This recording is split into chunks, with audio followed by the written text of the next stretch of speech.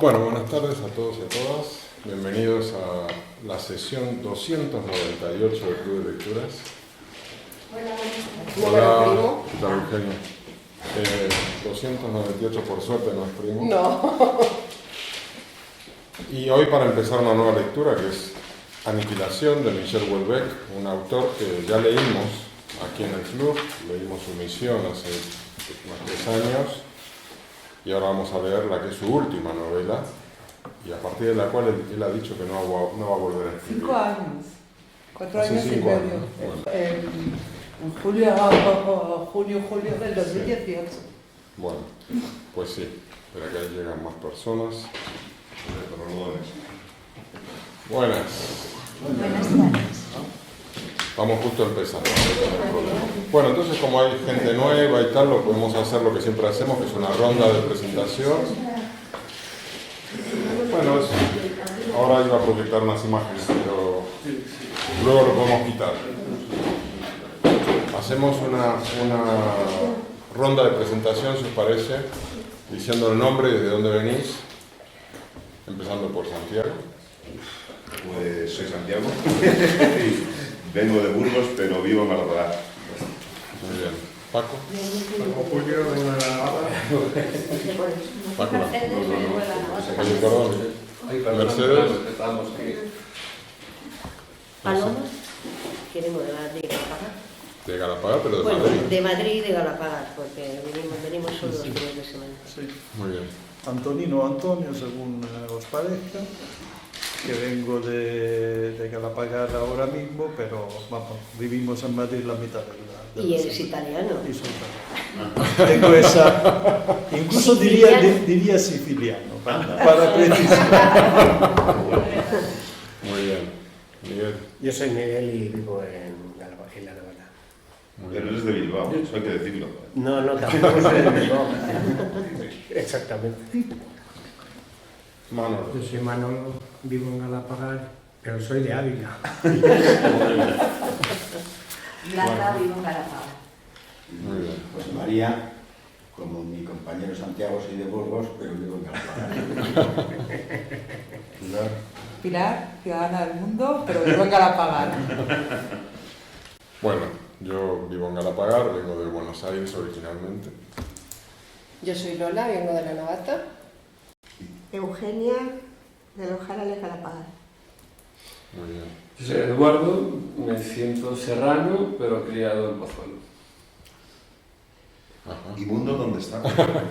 ¿Mundo dónde está? Mundo. Es un río ahí del Se ha cambiado de sitio. Es un sitio. Estás bien ahí porque estás muy soplado. Sin problema. Vale. Además ha sido más.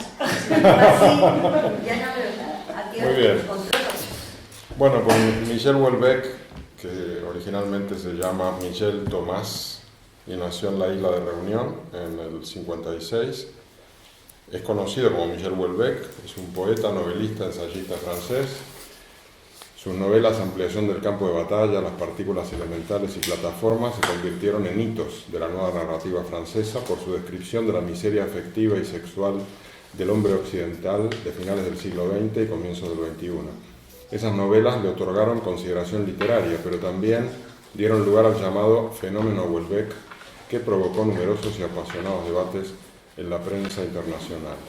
Dice, sus padres, una doctora y un instructor de esquí, con un estilo de vida hippie, no le prestaron demasiada atención durante su infancia y a los 6 años fue enviado a Francia para vivir con su abuela paterna. Posteriormente, el escritor adoptaría el apellido de soltera de su abuela, Houellebecq, como seudónimo. Era un estudiante brillante, aficionado a la lectura, en especial a la narrativa de su ídolo adolescente H.P. Lovecraft, al que más tarde dedicó un ensayo y que le influyó decisivamente con su visión tenebrosa de la condición humana. Bueno, tenéis la biografía completa en la guía. Vamos a Aquí pasar pone que a... nació en el 58. Porque está discutido. Yo lo Vale. busqué y Que si lo buscas... 50 años. Si lo buscas en Wikipedia ponen 56 Vale. o 58 Sí, sí, y él no lo ha aclarado. Vale. Entonces no se sabe. Qué curioso. Podemos hacer la media. 57. Bueno, pues esta novela es la última que he escrito. Creo que, si no me equivoco, es del año 22. Ahora me vino la duda. Sí, 22. Sí, es del año de enero de 2022. Y ha dicho a posteriori que él no va a volver a escribir después de esto, ¿no? Es una novela distinta a las que ha hecho hasta ahora porque es bastante más larga y trata temas que no había tratado, aunque muchos de los que sí trata también aquí sí los había tratado. Es una novela que genera mucha disputa en si es una obra maestra o no, si es verdaderamente Houellebecq o no, si es muy buena o tiene fallos. Pero personalmente creo que es una obra excepcional, a mí me ha encantado. Volver a leerla por segunda vez me ha hecho descubrir muchísimas cosas que en la primera lectura no había percibido. Y bueno, vamos a intentar sacarle el jugo. No sé cuántos de vosotros pudisteis leer la primera parte. Lo que planteamos para hoy era leer las partes 1, 2 y 3, que es básicamente la mitad del libro. Es una mitad en la cual todos los ingredientes del libro ya están sobre la mesa y en la segunda mitad no va a haber ingredientes nuevos, simplemente van a seguir interactuando estos que han presentado en la primera mitad y se va a producir un giro que ya lo veremos cuando leamos la segunda mitad. Entonces, a mí me gustaría empezar por una primera pregunta que yo hacía, que tiene que ver con uno de los elementos iniciales de la novela, que es que empiezan a aparecer unos mensajes, primero son grafitis, luego son mensajes por internet, muy sorprendentes por su técnica, porque parecen que están hechos de una manera perfecta, por más que lo analizan los expertos de los servicios y amplíen esas imágenes, pareciera que son imágenes analógicas, no que son digitales. Incluso hay una que reproduce la decapitación del ministro de Economía y parece real. Y se dan una sucesión de atentados y de mensajes. ¿Qué creéis que buscan estos vídeos, estos mensajes, estos atentados que se repiten sin que nadie logre identificar ni su origen ni sus intenciones? ¿Qué nos quiere transmitir Houellebecq con ellos? ¿Y qué papel creéis que tienen y van a tener esta historia, porque es una historia compuesta por muchas tramas, pero esta es una, que es como de fondo, pues como una trama global? ¿Qué papel creéis que va a tener esta trama en el conjunto de la historia? ¿Quién se anima? Yo es que no lo sé. Simplemente estoy leyendo para ver si me entero. Pues yo tengo una teoría. Son los baby boomers que trabajaban en el servicio de inteligencia y hartos de la hipocresía, de los líos y de tal, desde el propio sistema, agencia de inteligencia, que es el padre de él, y de hecho en la última parte de hoy lo dice claramente, que cuando ve sus documentos se da cuenta que el padre estaba implicado, que todos esos caracteres y todo ese lenguaje estaba ahí. Y yo creo que es como una rebelión del propio padre del padre y sus compañeros contra el sistema, y es un terrorismo bueno, entre comillas, porque no mata a nadie, pero ataca los ejes, la economía, etc. Así que creo que ese es el hilo además que cerraría para mi gusto la historia. Ajá. Estamos hablando de los mensajes por internet, de los atentados. ¿Y qué opinión tenéis sobre ellos? Sí, yo creo que en la novela juegan el mismo papel que, a ver si lo sé decir, juegan el mismo papel que en la historia que está contando en el lector que la está leyendo.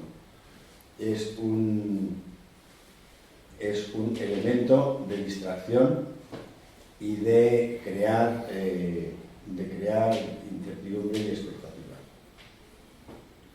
Y no puedo decir más, yo no lo leí entero.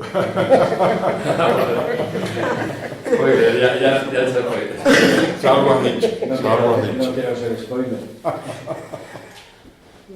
¿Alguna opinión más respecto respecto. Yo prefiero no opinar porque también he leído el libro. Bueno, yo también, pero estoy concentrado en hasta dónde llegan las 3 primeras partes y no voy a pasarme, ¿no? Debemos...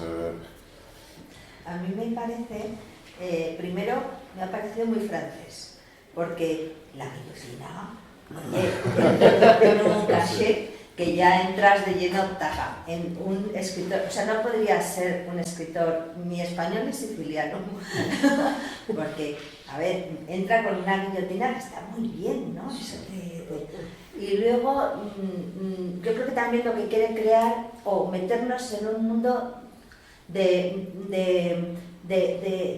ay, es que no me sale la palabra exacta, iba a decir distópico, pero no es exactamente, sí, pero de distopía, de desconocimiento, de bruma, de embrollo mental, o sea, porque con todo lo que cuenta, con esas 3, no deja nada claro, o sea, no deja nada claro. Entonces yo creo que es lo que pretende o puede pretender, yo no he leído más que la mitad, con lo cual no tengo opinión. Sí. Esas son las 2 cosas. Primero, me parece una manifestación de je suis y luego sí, esa sensación de distopía y de bruma y de desconocimiento, de duda.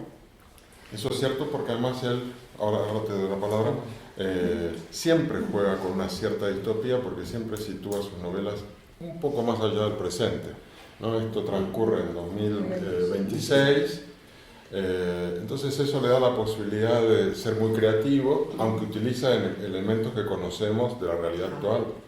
Y siempre está haciendo eso, lo hizo en su misión, donde él anticipaba que las próximas elecciones de Francia ganaba un partido islamista y jugaba con esa idea, pero era algo que pasaba dentro de unos pocos años, y ahora estamos hablando de las siguientes elecciones en Francia, y ese es el contexto en el que estamos, ¿no? Sí. ¿Yo? No, bueno, solamente era un apunte que quizás el hecho de la guillotina, hombre, está indicando cierto que va como cierta revolución. La distopía, hombre, sí, supongo que es cualquier revolución en principio es distópica para el que lo ve desde atrás, ¿no? Porque ves como que viene un cambio brusco y encima violento. Entonces, no sé, para mí quizás tendría, aparte de situarlo geográficamente en Francia, me parece una indicación de eso, de una especie de revolución que se está iniciando. Y si fuera un símbolo de el que a hierro mata, a hierro muere, es decir, como este es el símbolo de vuestra ejecución penal, ¿no? Dice, pues con la misma vara se os va a medir, ¿no? ¿Podría ser? Sí. A ver, usar la guillotina, que la usaron tanto en la Revolución Francesa, pues... Yo no sé cuándo se dejó de usar, pero creo que fue en los años 60 o 50 con la última ejecución. 77 creo que está cerrada. 77 creo que es el último caso. O sea que todavía era... Sí. ¿Cristina? Bueno, yo creo que es una forma de comienzo de la novela que es bastante potente para interesar al lector, o sea, para atraparle, creo. Y que de paso te presenta, te describe muy bien 2 de los personajes que van a ser protagonistas a lo largo de toda la novela, que son Bruno y Paul, ¿no?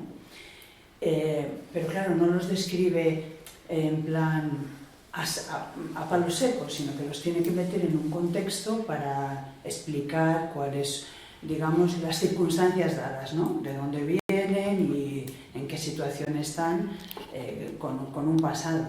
Y claro, eso no se puede hacer hablando de ellos, hay que colocarlos en algún contexto y teniendo en cuenta que son 2 personajes políticos, pues me parece un entorno político bastante imaginativo, aunque quizá no tanto teniendo en cuenta digamos el entorno que vivimos y la situación que vivimos y por qué no, ¿no? O sea, por qué no en una situación de amenaza, de terrorismo y tal y cual, que parece que yo creo que a eso somos todos muy sensibles. Supongo que en Francia todavía más, pero desde luego todos lo somos. Y creo que es simplemente un comienzo, es una forma de presentar a los personajes. ¿Vale? Sí, pero creo que Pilar y luego Miguel. La pregunta es, ¿qué pretenden los vídeos, los mensajes? Yo no sé si estamos diciendo qué pretenden en el libro o qué pretende el autor con ellos.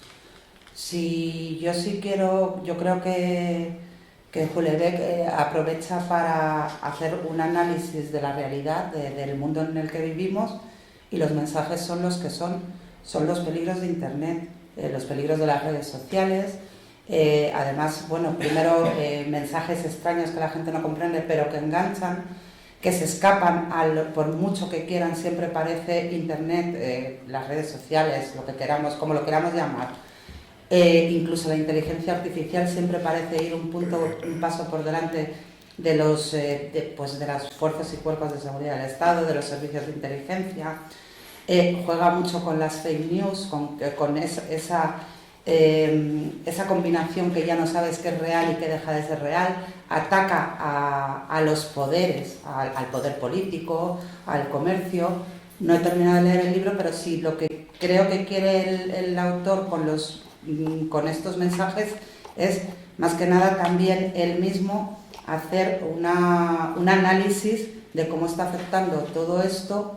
No olvidemos que él es un baby boomer, porque en Francia creo que es un poquito anterior a España, entonces él viene de una generación donde era impensable pensar en Internet y tal, y yo creo que eso es lo que pretende él. Lo que pretenden los mensajes, pues como voy por la mitad del libro, no lo sé. Vale, muy bien. Sí, Miguel, perdón. Quería, digamos, con respecto al primer vídeo, me resulta curioso porque el personaje indiscutible es Paul, ¿no? Sí. Y sin embargo, muchas veces cuando empieza a salir una novela en la que hay un personaje principal, empieza desde el principio él, ¿no? Y aquí no empieza él, sino que llegan a él a través del vídeo que están viendo otros, que no sé qué, no sé cuántos, y al final aparece uno por ahí que es Paul, y que luego se queda ella como personaje del libro, cuando los otros no dejan de ser unos secundarios, ¿no? Si es que alguno de ellos vuelve a aparecer siquiera. Y entonces me parece curioso. Con respecto a los vídeos, pues como he terminado de leer el libro, prefiero no decir nada, ¿no? No, pero es verdad lo que dices, porque el libro está dividido en 7 partes, y a su vez cada parte tiene capítulos, unos 10 más o menos. Paul no es mencionado hasta el final del segundo capítulo, y es mencionado por otros. Yo justamente había recogido esa frase porque dice, están hablando estos agentes de los servicios secretos que son ex-hackers entre ellos, y están diciendo, ¿cómo es ese razón? Que además quiere decir razón. Preguntó finalmente Fred. Es un buen tipo, dice, serio, nada divertido, francamente austero, incluso, pero es razonable. De hecho, la gente de la Dirección General de Seguridad Interior le conoce. Bueno, se acuerdan de su padre, Eduard Razón. Hizo toda su carrera en la empresa, empezó en el antiguo servicio de inteligencia, hace casi 40 años. Le respetaban, tuvo que ocuparse de asuntos muy importantes, asuntos del más alto nivel, relacionados directamente con la seguridad del Estado. Total, su hijo es un poco de la casa. Por más que sea de la ENA, que es la Escuela Nacional de Administración, un inspector de Hacienda, o sea, la trayectoria habitual, conoce el carácter particular de nuestro trabajo. A priori, no se muestra hostil. Es decir, nos han presentado al protagonista, pero hablando de él, otros personajes que después se van a convertir en relativamente secundarios. Digamos, sí, es curiosa esa manera de entrar. Vale, pues si os parece... Una cosita más. Y luego una cosa que me parece interesante es que encaja perfectamente con el título del libro. O sea, los vídeos y la aniquilación te colocan en un sitio así como un poco, bueno, cataclísmico, ¿no? Y yo creo que eso también es un recurso narrativo, ¿vale? Es que yo diría que el libro, la novela está compuesta de infinidad de historias, tramas más o menos en paralelo, que algunas se juntan y se separan, y todas ellas son aniquilación. O sea, todas son aniquilación. Y él habla de aniquilación en un par de momentos de esta primera mitad, de manera expresa, que yo lo apunté como, oye, sentido del título del libro. Por ejemplo, cuando hace una reflexión sobre las diferencias, Paul hace una reflexión sobre las diferencias generacionales entre él y su hermana Cecile, ¿no? y dice, ya no era Nirvana, ahora era Radiohead para la hermana, ¿no? Ya no era Matrix, sino El Señor de los Anillos. Solo 3 años de edad le separaban, pero bastaban para explicar la diferencia. Por entonces las cosas iban todavía relativamente rápido, mucho menos obviamente que en la década de 1960 o también en la de 1970, la lentificación y la inmovilización de Occidentes, preludio de su aniquilación, habían sido progresivas. Esa es la primera vez que él habla de la aniquilación de Occidente, expresamente lo dice Paul, y luego hay otro momento en el que habla de aniquilación más adelante, hacia el final de la tercera parte. Dejadme que lo encuentre porque a mí me parece que es muy interesante. Un momentito. Aquí. Cuando Paul hace una reflexión sobre los atentados, ya se produjeron varios atentados que fueron como increyendo, ¿no? Primero fue un mensaje, un grafiti en el metro. Después le cortan la cabeza al ministro de Economía con un vídeo que parece real. Y aparte Paul es el asesor de ese ministro, ¿no? Y saben que está vivo, por supuesto. Hay atentados contra cargueros chinos, hay un atentado contra una empresa que vende semen, que está en Dinamarca. Es decir, la cosa va creciendo y él hace una reflexión en la que expresa una simpatía por los terroristas, Paul, y dice concretamente, inmediatamente después de colgar su duda se extendió al conjunto de la comunidad humana. Él estaba pensando no sobre los atentados, había hablado con la gente de los servicios. Siempre le había gustado la anécdota de Federico II de Prusia en la que pedía que le enterraran cerca de sus perros para no descansar en medio de los hombres, esta raza malvada. El mundo humano le pareció compuesto de bolitas de mierda egotistas, desconectadas, a veces las bolas se agitaban y copulaban a su manera, cada una en su registro, y engendraban nuevas bolas de mierda, ahora pequeñísimas. Esto me hizo reír un montón. Sí. Como le sucedía, a veces le invadió una repugnancia repentina hacia la religión de su hermana, que es muy católica, es decir, ¿cómo un dios había podido optar por renacer con la forma de una bola de mierda? Unos cánticos que no arreglaban nada, celebraban el acontecimiento. Ha nacido el divino niño. ¿Cómo se podía traducir esto al alemán? Y acá hay una frase en alemán que quizás la tendrás que decir tú. Le vino de golpe a la cabeza. Se dijo que al final era agradable haber estudiado. Adquiere cierto nivel. Es cierto que desde hacía ya unos años las bolas de mierda no copulaban en tan gran número. Parecían haber aprendido a rechazarse, percibían su fetidez mutua y se apartaban unas de otras con asco. Una extinción de la especie humana parecía previsible a medio plazo. Subsistían otras porquerías, como las cucarachas y los osos, pero Paul se dijo que no se puede solucionar todo al mismo tiempo. En el fondo, no tenía nada que objetar a la destrucción de un banco de esperma. La idea de comprar esperma, y más en general la de emprender un proyecto reproductivo, que ni siquiera poseía la excusa del deseo sexual, ni la del amor, ni un sentimiento de la misma índole, le parecía incluso francamente nauseabunda. Inmediatamente después cayó en la cuenta de que tampoco sentía un verdadero reparo ante la destrucción de los portacontenedores chinos. Ni los industriales chinos ni los transportistas marítimos le inspiraban la menor simpatía. Todos contribuían a hundir en una miseria sórdida a la mayor parte de los habitantes del planeta a fin de proseguir sus despreciables objetivos mercantiles. No había en ello nada que pudiera suscitar una gran admiración. Lo peor era que no podía discrepar con los terroristas si su objetivo era aniquilar el mundo, tal como él lo conocía, aniquilar el mundo moderno. Y para mí aquí explica... Sí, explica claramente. Y ahí viene una cosa que tú dijiste en el WhatsApp, que es esta tercera persona que él usa para hablar, que parece como una tercera persona omnisciente. No, fue Cristina. Te preguntaste quién es el que habla, que ese es un tema que si buscas en internet es un gran debate, porque él no es ortodoxo, él utiliza una tercera persona omnisciente que está por encima de los personajes, por momentos se mete en un personaje y parece que está hablando Paul, pero en otros momentos no, parece que está hablando él o hablan otros personajes, él es muy flexible en eso, no es para nada ortodoxo, y eso le permite a él hacer reflexiones más allá de lo que podría estar pensando un personaje, y muchas veces no se sabe si esto es Paul o es Houellebecq el que está hablando. Yo creo que en este caso es Houellebecq, Yo creo que siempre es Houellebecq. Sí, claro, pero la excusa de que... Quiero decir que él, lo que ocurre es que como el personaje indiscutible es él, y está casi siempre, pues entonces habla en un... como si fuera el narrador fuera el personaje, pero en otros momentos no está presente en la escena. En otros momentos no, pero es verdad que son más claros. O sea, por ejemplo, hay una nota al pie de página, la 133, que es claramente él, o sea, porque no pone nota del autor, ni del traductor, ni de nada. Es él.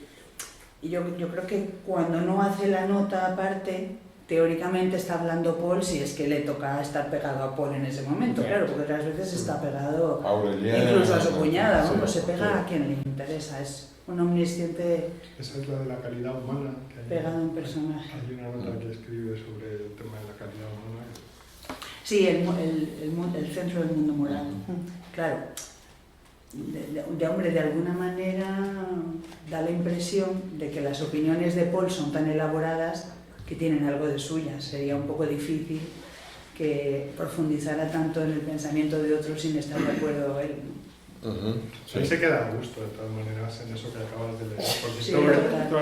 Porque a mí me recuerda a aquel monólogo humorístico que hicieron luego Marhuma, del niño que le ha escrito una carta a Papá Noel pidiéndole una bicicleta para poder ir al colegio a estudiar, y Papá Noel le trae unos calcetines. Y entonces el otro empieza a alargar ahí, él escribe una carta a Papá Noel que lo pone acá. Entonces me ha recordado eso porque el autor ahí dice, lo que tengo que decir, lo voy a decir. Venga. Y voy a utilizar a este hombre para que suelte todo. Bueno, justamente ahora que hablamos de este hombre, me gustaría que hagamos un análisis de los principales personajes de la novela y que describamos qué os parecen, ¿no? Empezando por Paul, y ya que hablamos de Paul, de su pareja Prudence, ¿no? ¿Cómo definiríais a Paul a partir de esta lectura de la primera mitad? Bueno, ya lo han definido, ¿no? Un funcionario. Es alguien que tiene la vida resuelta y que no ha encontrado la manera de vivirla. Porque no tiene unos problemas tan acuciantes que le hagan moverse. Entonces el tío se está dejando llevar con una pasmosa, digamos, irresponsabilidad respecto a lo que la vida es, en cuestión de finitud. Es decir, que la vida se acaba y qué estás haciendo con ella, pero... ¿Pero responsabilidad por qué? No entiendo. Responsabilidad por su propia vida, porque tienes una vida. Quieres llamarle un don, no quieres llamarle una cierta responsabilidad con lo que se te ha dado, con el hecho de estar vivo. Y bueno, pues está, pues eso, ¿cómo se dice? Agúlico, está lleno de desidia y se deja llevar, como la frase aquella de al que quiere la vida lo lleva y al que no lo arrastra, ¿no? Pues él se deja llevar, pero en realidad está siendo arrastrado hasta que llega un momento en que, bueno, pues las circunstancias le obligan a tomar ciertos partidos, ¿no? Y a hacer ciertas cosas. Pero como no tiene preocupaciones, no las tiene materiales, no las tiene sociales, pues tampoco las tiene en principio existenciales. Lo que sorprende es ese tipo de reflexiones, que si te estás dejando llevar, pues... Pero tal como lo describes, pareciera que es como un tipo que no la pasa mal, porque total no se preocupa, se deja llevar. Y yo creo que sí la pasa mal, yo creo que es un tipo que está deprimido con su propia vida, que es muy autocrítico, se considera como que no ha... hay muchos momentos en los que hacen una valoración de su vida bastante negativa. No sé qué opináis los demás, pero digamos, no está complacido con su propia vida. Pero no hace nada. Yo creo que es una personalidad está deprimido, es depresivo. Y entonces, como todos los depresivos, bueno, muchos de ellos no reflexionan mucho sobre la vida de los demás, sobre lo que pudo haber pasado, lo que no, pero que forma parte de esa depresión, no una depresión profunda, pero con una personalidad muy vulnerable en eso. Yo como lo veo a él es como una persona que es tremendamente reflexiva, que la razón es todo lo que le marca, es insensible a la mayoría de las cuestiones humanas, no las consigue percibir. Aquí hay un párrafo que dice: su padre en el fondo nunca había querido tener un tercer hijo, el tercero nacido varios años después de los otros. en cierto modo, se lo habían impuesto. Él nunca había participado en el proyecto. Yo cuando leo... El tercer hijo no sé. El tercer hijo No, el tercer hijo no sé. Él cuando dice que a su padre le había impuesto el proyecto de tener un hijo, me deja absolutamente ojiplático. Porque claro, ahí no hay emoción ninguna. Es un proyecto. O sea, un niño es un proyecto. Le han impuesto estar en el proyecto. Entonces es una persona que es totalmente sistemática. Es una persona que está hecha totalmente para las ciencias y para los números. No sabe sentir... O sea, yo le veo un poquito fuera de la... Pero ese es el padre. Estás hablando de Eduardo. Sí, pero estás hablando del hijo. Describe al padre. Pero así puede describir al padre. O sea, no le hicieron partícipe del proyecto. O sea, ¿cómo puedes definir de una manera tan absolutamente el nacimiento de tu tercer hijo no le hicieron partícipe del proyecto? A él. Al padre. Pero Y era un hombre que en general prefería atenerse a ellos. Entonces, ¿le parece bien que su padre, el proyecto de su tercer hijo, bueno, pues nada, me lo pones, me lo impones? Es súper sensible de describir una situación humana. A mí me parece lo contrario. Brutal, o sea, como... Palabras. Solo me va. No, es que si no... No, si tenéis interés, yo me he cogido algunas fotos de los escenarios de la novela, ¿no? Pero lo vemos después. yo prefiero el escenario de Blanca. Por eso. Sí, yo no lo iba a proyectar, pero como vi que estaba esto, pues ya lo sacamos. Genial, no, me pongo un poquito más para acá. Así os veo mejor. Lo apago entonces. No, bueno, no hace falta. Ay, gracias por... Bueno, yo creo que Paul necesita... No pensaba proyectarlo, como vi el proyector, dije, bueno... Bueno, pues proyecto. Que yo creo que Paul necesita un psiquiatra urgentemente. Una persona que tiene esos sueños, desde luego necesita ayuda profesional. Sus sueños dicen mucho. Bueno, Paul es la razón y efectivamente es, yo creo que un poco depresivo, un poco depresivo, un poco reflexivo. Bueno, un poco no, mucho reflexivo, pero también es que es el personaje que desarrolla realmente Houellebecq. O sea, es el personaje que es la voz de Houellebecq a través de la novela.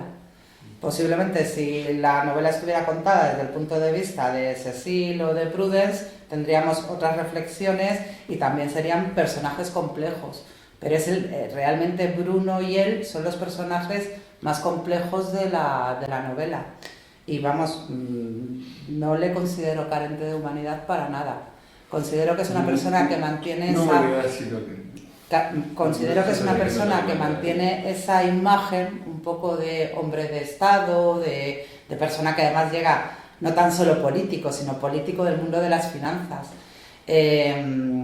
Pero que él en el fondo tiene una sensibilidad, lo que pasa que sus reflexiones, como es la voz del autor, Houellebecq es una persona que intenta romper muchas conciencias, incluso a veces forzando, exagerando, llega a la hipérbole para hacernos, el párrafo que hemos leído es exagerado, pero es como para sacudir conciencia, ¿no? A ver, Santiago, luego Blanca, luego... Perdón, luego Lo hablamos que de quería decir es que era tremendamente práctico, o sea, va a lo práctico, absolutamente práctico, y todo lo que no esté dentro de la practicidad no sirve, no le sirve. Yo voy en la línea de Paloma Pilar, que es un personaje depresivo, yo diría más bien desilusionado.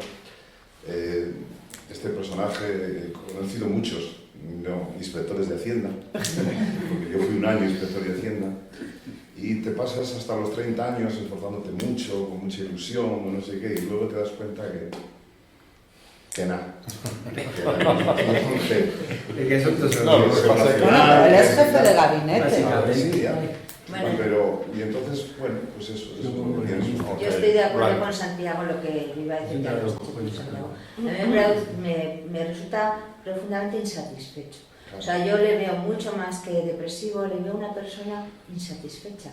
Le veo triste, que no es depresivo, sino triste por su propia insatisfacción. No está contento con su vida, está muy insatisfecho. Hay una carencia brutal en toda su manera de manifestarse. Es como Sí, estoy de acuerdo, y porque además, cuando... Sí, tú, No, que creo que lo de los hijos que contáis y tal, yo creo que es un personaje de su generación y lo priorizan, bueno, es una generación que la mayoría ha priorizado su bienestar y su carrera profesional a sus intereses emocionales, y entonces está en ese momento en que ha recogido lo que ha sembrado y le está produciendo cierta insatisfacción, pero yo tampoco le veo ni muy depresivo, ni muy... A mí es un tipo que me cae bien. Sí, déjame decir una cosa. Por ejemplo, tengo una frase destacada cuando están en San José, que se reúne la familia porque tuvo el accidente el padre y que llevaban años sin verse, ¿no? Y de repente se ven los tres hermanos y él empieza a recordar su infancia, o su juventud, porque entra en su cuarto y ve los pósters. Entonces empieza a tener unas reflexiones sobre cuando él era joven y dice, probablemente era una mala señal sentir deseo, sin más, de volver a zambullirse en los años de su juventud. Probablemente es lo que sucede a quienes empiezan a comprender que han malogrado su vida. Si él tenía una sensación de que la había jodido, digamos, que su vida no era exitosa, aunque tuviese un trabajo, pero la relación con Prudence era muy lamentable y él eso lo sufría mucho. Es que tiene 50 años, a los 50 años yo creo que es cuando ya empiezas a ver que es difícil, o sea, a lo mejor en esta generación hasta los 50, que hasta los 50 te sientes que eres joven, pero de repente ya es como lo sé porque yo tengo 50 años y es como, ya no hay vuelta atrás, ¿no? Y empiezas a echar de menos a lo mejor no haber pasado más tiempo con ciertas personas o haberte dedicado al ámbito profesional, no sé, perdón. Yo creo que, digamos, al margen de lo bien o lo mal que le vaya con Prudence, su gran amor es Bruno. O sea, él se desvive por Bruno. Bruno es el que admira, el que le llena completamente, es el que da razón de ser a su vida como alto funcionario. Sí, tengo que es que Bruno es el primero de los personajes y acontecimientos que le saca de la vida que lleva. Y a partir de ese momento él empieza a vivir por otros. O sea, él no da el paso para que la relación que tiene con Prudence avance. Él no da el paso para mantenerse cerca del entorno familiar que se ha ido disgregando. Son las cosas, son las otras personas, es Bruno el primero que tiene una actitud de tipo emotivo, personal o raciable hacia él. Entonces es como que le dan la oportunidad de decir, joder, se puede ir por aquí, pues venga. Entonces él ya se desvive por... Yo no estoy de acuerdo. Y te cuento por qué. A ver, yo creo que para él Bruno no es más que el trabajo, una vez más. Cuando tú estás metido en política y eres jefe de gabinete de un ser que tiene muchísimo poder, muchísimo trabajo, llega un momento que te absorbe tanto que es como el síndrome de Estocolmo. O sea, es que os lo digo por experiencia propia. Entonces llega un momento en que esa persona que podrías odiar porque absorbe toda tu vida, entras en una especie de bucle como de admiración y amor como autodefensa, para poder sobrellevar esa cantidad de trabajo y esa manera de que te absorbe de esa manera, que yo comprendo que eso es muy difícil de explicar, pero es como yo lo vivo, entonces como yo lo he vivido. Entonces creo que es el caso clarísimo de un político absorbente con una persona fiel, que trabaja y produce, pero no es humanamente importante, no es una relación humana, es una relación muchísimo más complicada, de una entrega total al trabajo, una fidelidad absoluta, pero es el trabajo. Sí. Y entonces tienes que llegar a crear un lazo con esa persona para explicártelo, porque si no, no podrías tolerarlo. Pero es Bruno el que le da sentido a su trabajo. No, sí. Es el trabajo el que le da sentido. O sea, él utiliza a Bruno, bueno, esa es mi manera de entenderlo, no lo voy a discutir, o sea, son maneras diferentes de comprenderlo, no hay nada que... Vamos a ver, primero, bueno, claro, es que aquí todos estamos opinando siempre desde nuestro punto de vista. Eso se trata. La personalidad y Lo primero, a ver, yo para mí no le veo una persona que tenga ninguna patología, o sea, tiene unos rasgos de carácter concretos que nos gustarán más o menos, pero a mí me parece una persona perfectamente sana, que efectivamente ha llegado a un momento en su vida de madurez en el que echas un poco la vista atrás y es muy fácil que te entre un poco de depresión, pero depresión sana, en el sentido de decir, oh, ya estoy aquí, ¿qué he hecho? ¿Qué voy a hacer? ¿Qué no tal? Luego está en un momento de su vida complicado, pero no quiere decir que su vida le haya tirado por la borda. Tiene una mala relación con su pareja, vale, ya cambiará, ha tenido épocas buenas, ahora está en una época mala, y el contexto, la vida o las situaciones le llevarán a solucionarlo. A veces yo creo que no hace falta tampoco actuar, incluso a veces es malo actuar y acelerar las cosas, y tienes que esperar a ver cómo se van desarrollando las cosas para ir solucionando problemas. Su relación con Bruno, hombre, a mí Bruno me parece un personaje muy interesante, o sea, las observaciones que hace y todo eso me parecen interesantes, y además él no, digamos que acaba de jefe de gabinete del rebote, porque él era un técnico que en un momento dado congenia con un ministro poderoso, le hace jefe de gabinete y da el salto quizás a esa situación intermedia de que estás un poco ya más metido en la política. Y yo creo que aunque le absorba mucho, él descubre un mundo nuevo que le atrae y que además es interesante. Las observaciones que hace Bruno, todas a mí me parecen muy atinadas y que te ponen en un mundo que normalmente nosotros no estamos en contacto con él. Hace observaciones de quien está en un nivel que ve las cosas de otra manera, tiene un conocimiento diferente. Entonces, pues eso, yo creo que aquí cada personaje es, pues su hermana es como es, él es como es, y cada uno está en un momento. Y la cuñada. A ver, yo creo... En mi opinión, como yo lo he visto. Si me permitís, estoy de acuerdo con lo que decía Blanca, me parece que Bruno es un adicto al trabajo, y hay una... Cuando Bruno aparece en la historia es alucinante, es buenísima esa frase, si me permitís leerla. Dice, al doblar a la derecha, estaba dentro del ministerio, ¿no? Paul, inmediatamente después de su despacho, para llegar a la batería de ascensores situados en el norte, Paul divisó, al final del largo pasillo débilmente iluminado que llevaba a las dependencias del ministro, una silueta que avanzaba lentamente, vestida con un pijama gris de deportado. Avanzó unos pasos y le reconoció, era el propio ministro. Había decidido abandonar el domicilio conyugal, poniendo así fin a 25 años de matrimonio. Es decir, se había ido a vivir al ministerio, esto era la noche, la madrugada, y resulta que está Paul ahí y ve al final del pasillo aparecer el ministro con un pijama. Ese tipo, son dos ejemplos de fracaso sentimental, si quieren, que están ocupando su tiempo en la actividad profesional. Es decir, y el caso de Bruno ya es extremo, es decir, directamente se va a vivir al ministerio. Y la esposa, pues ya ni se ven. La esposa, por lo visto, como este es un técnico, un ingeniero que estaba todo el día pensando en su trabajo, pues tenía un montón de líos con otros hombres, cosa que también Houellebecq ahí escarba y dice que era una calentorra y qué sé yo. Me parece que hacía lo que podía con un marido que le tocó, que es un adicto al trabajo, y ahí coinciden los dos, en ese uso del trabajo para tapar todas las carencias que tienes en otros aspectos de tu vida.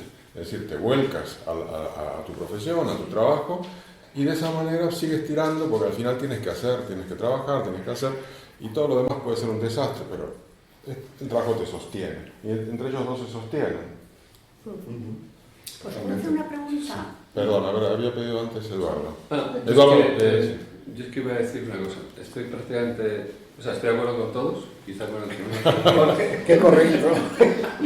No, con Jorge quizá que menos. Es que me veo muy reflejado en el personaje, ¿no? Porque él le veo que va a lo práctico.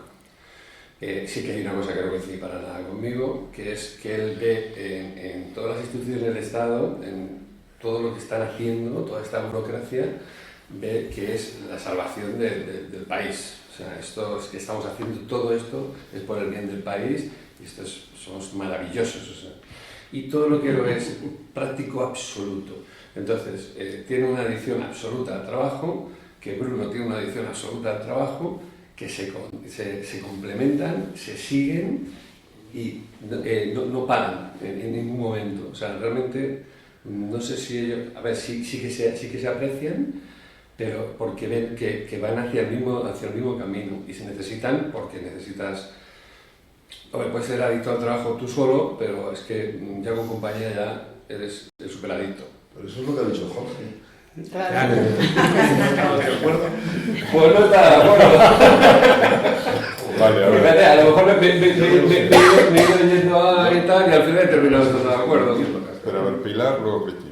Pero estaba muy bien, No, bueno, lo que pasa es que a lo mejor salgo del tema, pero cuando decís, o sea, quitando a terceras personas, pero cuando ponéis el ser adicto al trabajo como algo negativo y sin embargo hay que ser adicto a las relaciones personales, ¿por qué dais tanta importancia a un aspecto de la vida y no al otro? Es que no decimos que... Bueno, perdón. Sí, sí. Yo no tenía que hablar. Bueno, pero tu impulso te lo pidió, venga, di. No, con esto quiero decir que son decimos que o adicto al trabajo o adicto a las relaciones humanas. No. Se puede ser adicto Se a puede todo. ser adicto a todo. Vale, pero noto que la adicción al trabajo siempre conlleva algo negativo. O sea, es como alguien que se dedica demasiado a su trabajo, se le pone como que este tiene un problema. Hombre, si eso produce que otras personas le hagan daño... Por eso digo sin contar a terceros. Bueno, pero si te hablan de alguien dedicado...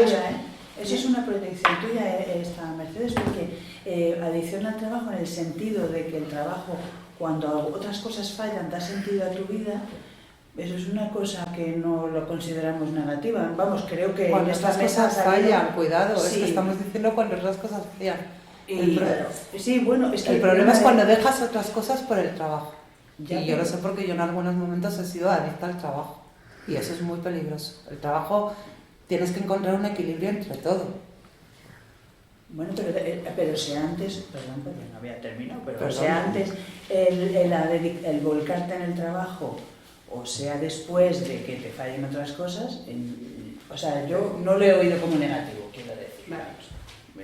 Que me da la impresión Sí, que es. bueno. Lo que yo veo, Mercedes, en eso es que igual que es exclusivamente adicto al trabajo, el adicto a servir a los demás, como Madeleine o tal, es igual de malo y lo vemos igual de malo. Es decir, yo creo que lo que se ve negativo, no malo, sino no adecuado, es la exclusividad o a atender a alguien o a tu trabajo, o sea, esa exclusividad, no el hecho de que el trabajo sea una gozada.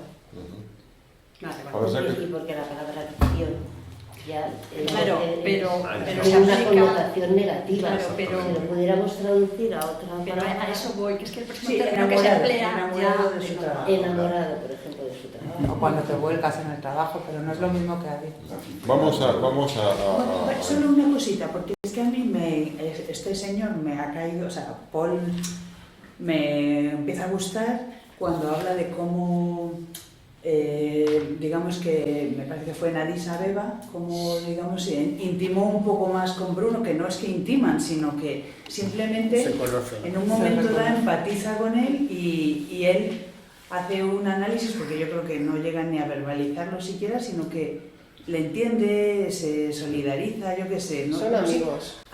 Sí, pero no hay intercambio de explicaciones, sino que... Hay amigos que no se explican. No, claro, pero por eso me gusta el momento, me parece una escena preciosa, a partir de la cual Bruno le coge como hombre de confianza y él está encantado porque está cómodo.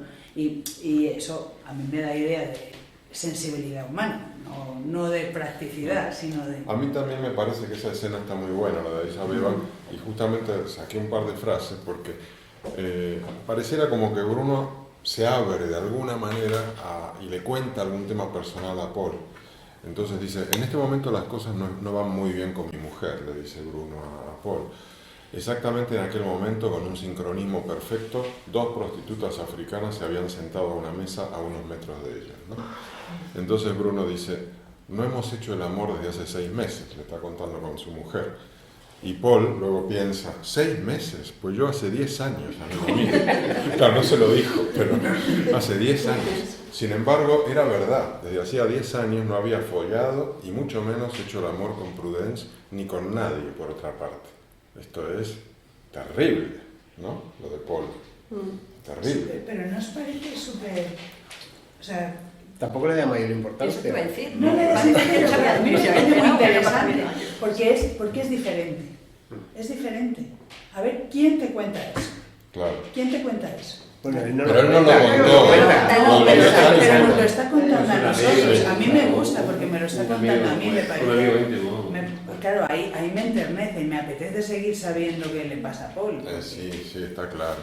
Vale, a ver, por abrir... Sí, a ver, sí. Solamente hablando de los personajes, es que yo, primero es la primera novela de Houellebecq donde no odio a muerte al protagonista, a los hombres, efectivamente no parece ni él, es que hasta me caen bien y eso es increíble en él, porque sus otros protagonistas masculinos son un poco misóginos, hay que decir la verdad. Y en este caso, ¿no? Tiene ese punto entrañable, también quizás porque, pobrecito, tiene muchos problemas en sus relaciones sexuales, porque se ve que el hombre es hetero y que tampoco le debe desagradar demasiado y no encuentra el momento. Y también, como le sigo desde hace mucho, siempre me pasa un poco con él, es muy francés. Y él escribe para los... Sí, o sea, él es muy francés y escribe para los franceses. Entonces, con un par de pinceladas, muchas veces cree que nos va a dar la dimensión del personaje. Y si conoces la cultura francesa, bueno, puedes tenerla. Por ejemplo, Paul escribe como que viene de la ENA. Y claro, nosotros decimos, bueno, pues sí, vienes de la ENA. No, es que venir de la ENA en Francia es que te estás preparando para ser de los puestos altos de los gabinetes ministeriales de Hacienda, de Economía, etc. Que de hecho dicen, es el primer ministro de Economía. Bruno es el primer ministro de Economía que no viene de la ENA. Me pasa cuando describe a Madeleine, a Hervé, o sea, él simplemente decirte, ha nacido en Arras y ya tienes que saber un poco. Entonces, me cuesta y eso que yo controlo algo de lo que es Francia, pero joroba, podría ser muchísimo más, pensar que tienen lectores en muchos más países o tendrían que tener una guía para decirnos, mira, Arras... ¿Qué quieres que te pongan las coordenadas? No, Perdona, tenemos Google, es que, tenemos Wikipedia. Yo estoy todo el tiempo buscando. Pero tú alguien que lee Sugerencia para el traductor, poner una nota a pie de página.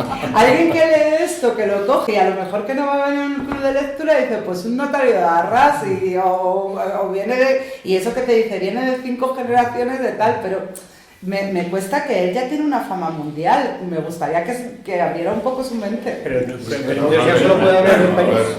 Solo puede hablar del país, porque para que sea para todos. No, pero que describiera a sus personajes un poquito más, no pensando que lo vamos a entender todo a un primer... Yo creo que hace un guiño al mercado americano clarísimo. Bueno, también. Cuando habla del Beaujolais, que el Beaujolais es un vino infame,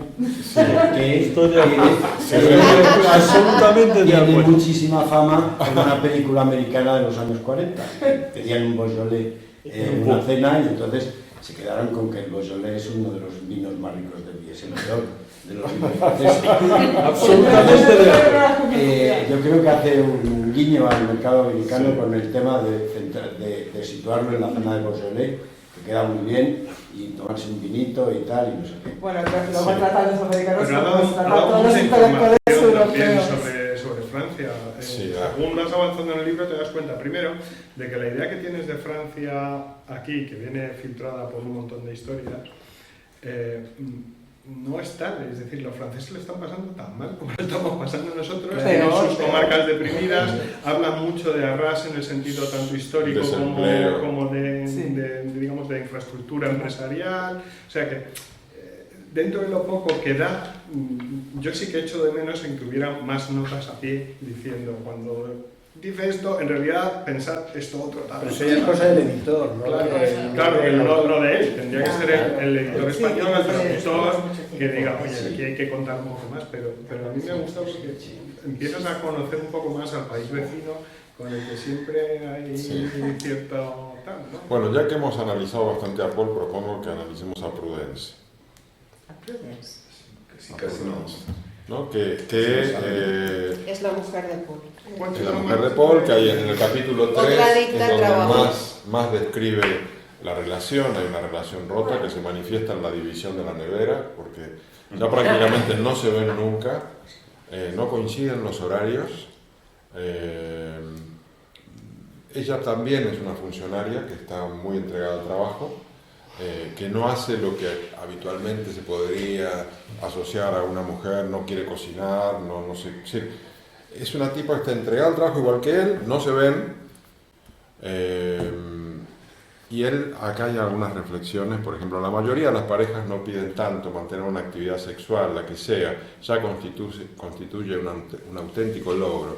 Paul y Prudence, que se acercaban apaciblemente a la cincuentena, para los más jóvenes de sus contemporáneos, la idea misma de una relación sexual entre dos individuos autónomos, aunque se prolongase tan solo unos minutos, ya no representaba más que una fantasía caduca y en suma lamentable, ¿no? Luego también ella adoptó el veganismo, con lo cual él seguía siendo muy tradicional y ella está con la comida vegana. Desde el 2015 desataría una guerra alimentaria, dice, sin cuartel, de la que 11 años más tarde seguían sin restañar las heridas y a la que ahora la pareja tenía muy pocas posibilidades de sobrevivir. Y luego también reflexiona sobre cuándo empezó el declive. Empezó cuando compraron el piso. Se iba muy bien a los dos. Y dice, el declive de su matrimonio había empezado poco después de que compraran juntos, endeudándose ambos durante 20 años, su piso de la Rue Leroux, en las inmediaciones del Parque de Bercy, un dúplex espléndido de 2 habitaciones y una magnífica sala de estar cuyos ventanales daban al parque. La coincidencia no era fortuita, una mejora de las condiciones de vida va emparejada a menudo con un deterioro de las razones de vivir y en particular de vivir juntos. Que no perdona ni una, es decir, todo el tiempo está Houellebecq metiendo reflexiones que generan debate. Entonces, ¿qué opinas de Prudence? ¿Cómo la definiríais también? ¿Otra adicta al trabajo? No, volcada. Ahí sí, porque Prudence tiene otros intereses. Ves que no ha dejado tan de lado sus relaciones familiares, ves que hace sus clases de yoga, aunque simplemente sea la comida, el interesarse por un tipo de comida, por llenar la nevera, es completamente distinto. Sí, es una persona bastante volcada en el trabajo, pero digamos que equilibra con otros aspectos de su vida. Para mí el autor, no sé por qué, no ha querido entrar en el personaje, porque hay muchas cosas que se quedan sin explicar. Detrás de una deriva hacia la alimentación vegana, hacia el yoga, hacia las otras tendencias espirituales, hay razones más profundas que bueno, son gente que nació en el 78, y entonces eso, hay una componente de postureo que nosotros todavía no conseguimos pillar, porque la gente con la que podemos saber tratar de una manera un poco más así, pues nació en el 70, en el 73, hay compañeros de trabajo, pero esta generación ya es muy posterior. Entonces, claro, está en un punto del presente-futuro que no se puede. Que tiene más postureo, dices. Sí, pero yo no creo que Prudence tenga una actitud de postureo a la hora de adoptar la comida vegana. Tiene que haber unas razones más profundas, o el hecho de sentirse de alguna manera desasistida espiritualmente y encontrar refugio en la Wicca. Tiene que haber algo, pero Houellebecq no... Son modas, ¿no? Más que postureo, modas. No creas. A ver, José María. No, yo creo que lo que tú dices no profundiza mucho en el personaje de entrada y crea un personaje tipo de mujer tipo de su generación y de su nivel social, con una serie de connotaciones que se repiten. Lo de el veganismo, la Wicca, el yoga, todas esas cosas son como arquetipos de muchas mujeres de su generación que adoptan esas cosas para... Yo es que creo que él recrea una coral de personajes. Realmente Madeleine es otro estereotipo. O sea, son como personajes actuales, muy característicos, que le ayudan a construir la historia. O sea, que no solo Prudence, sino el resto, todos son estereotipos. Hay dos detalles de Prudence que no... No, ya termina. Uno, no profundiza en el hecho de la apatía sexual o la desconciliación. Y segundo, ella no capta, o no parece captar, o no lo representa él a la hora de escribirlo, que Paul tiene un problema en la boca. Y cuando se besan, eso se tiene que notar. Si él tiene un problema en la boca que le produce una fetidez, pues cuando besas a una persona que es fumadora o besas a una persona que tiene un problema de alguna caries o algo así, el que está besando, sobre todo si además él lo describe, que mete la lengua, algo nota. Y sin embargo, él no quiere hacer ningún... Creo que tú has llegado un poco más allá. Claro, eso se le escapa. Me ha pasado...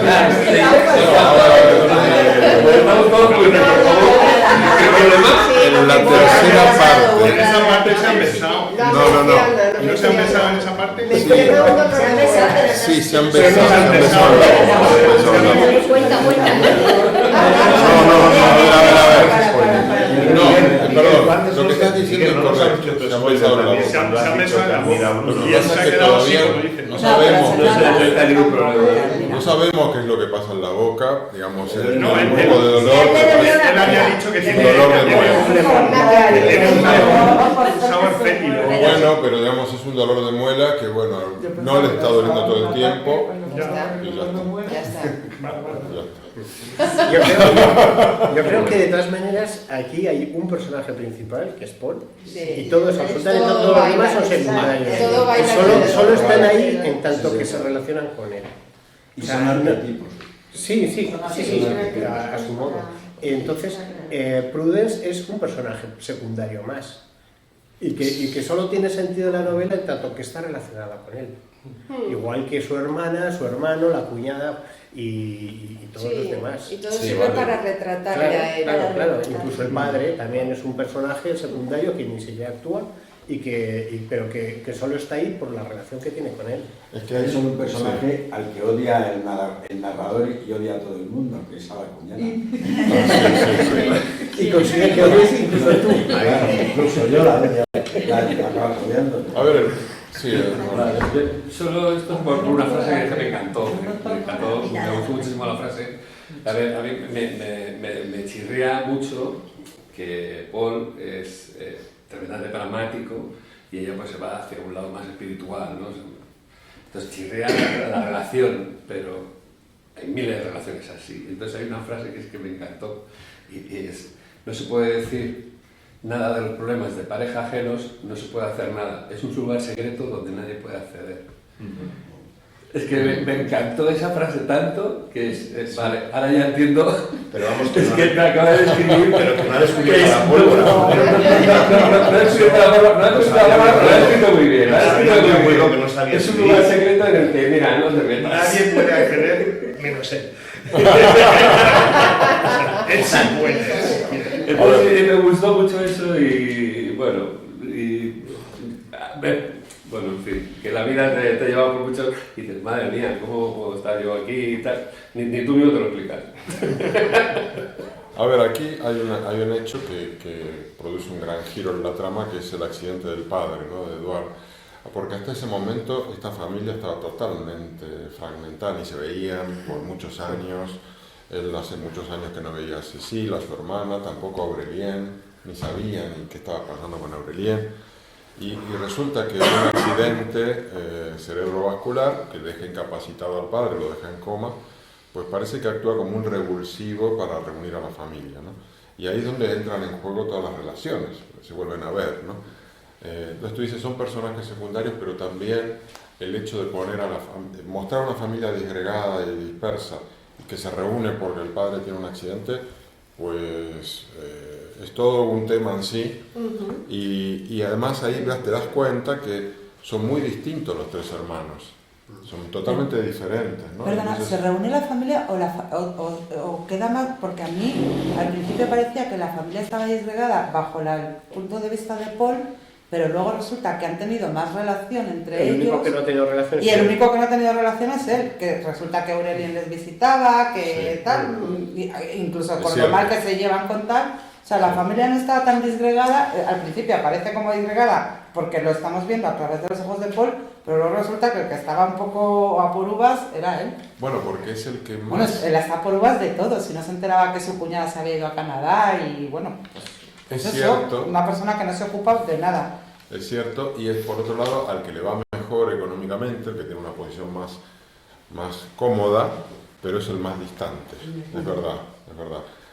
Con la sobrina, perdón, es que para mí es un detalle de lo completamente aislado que has estado. Tienes a tu sobrina viviendo en París 7 años o 6 años. 7 años o 6 años haciendo tal y es que ni la ha visto.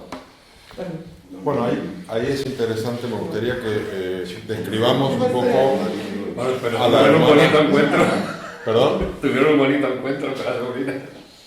Pero no, estamos en primera mitad. No he llegado a ese. Eso es que estáis cruzando una Porque es que venía votando y al pie. A ver, Es que el nombre es que no se puede dejar a la mitad.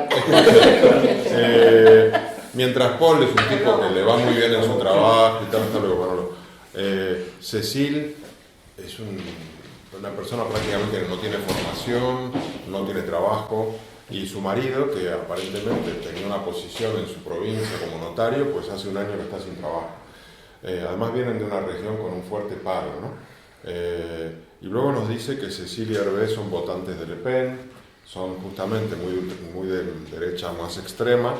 ¿Qué opináis de Cecilia Hervé? Cecilia es muy católica.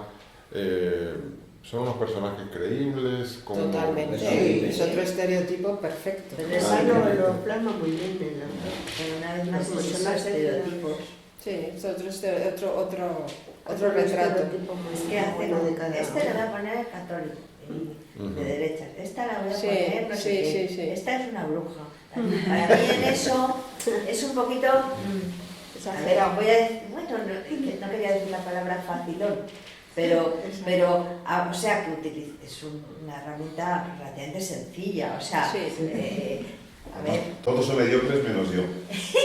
Poco. ¿No? Paul es el porque único que reflexiona, el todos los demás son... único es fácil, o sea, los colocas fácilmente en sus casos. Son bastante fracasados todos. Sí, perdón. Yo creo, o sea, que más que... O sea, que les está mostrando a cada uno dentro del contexto que están viviendo, de la historia que está contando. O sea, porque es cierto que cada personaje tendrá muchísimos aspectos. O sea, que el que es malo no es solamente malo, tendrá cosas buenas, pero claro, en la historia que se está contando cada uno tiene un papel y se centra en el papel que cuenta. O sea, de ese personaje en esa historia, en esas relaciones. Para mí, por ejemplo, Hervé es un personaje muy agradable, es servicial, es una persona afable y intenta ayudar a la gente.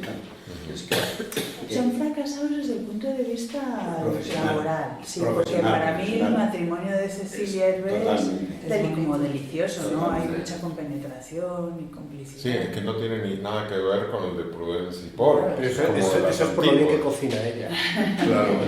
No, A ver, pero bueno, y como él está siempre al quite, ¿no? De ir a la estación a recoger a quien haga falta, ese tipo de cosas, ¿no? Pero pareciera como que ellos representan el matrimonio tradicional, con valores tradicionales, contra el matrimonio disgregado moderno de Prudence y Paul, que ya no sienten amor, que no tienen sexo, que no tienen nada, no tienen ni creencias. Entonces ahí es donde se podría decir que Houellebecq es un poco de derechas y está defendiendo valores tradicionales. No. Porque hay quienes lo dicen. Es que no es que el matrimonio tradicional, es un matrimonio con amor frente a un matrimonio que yo creo que Prudence y Paul tampoco se han llegado a amar como Cecilia y Hervé. Yo creo que es un poco de esos Estuvieron en amores. Córcega, sí. Ya estamos tras...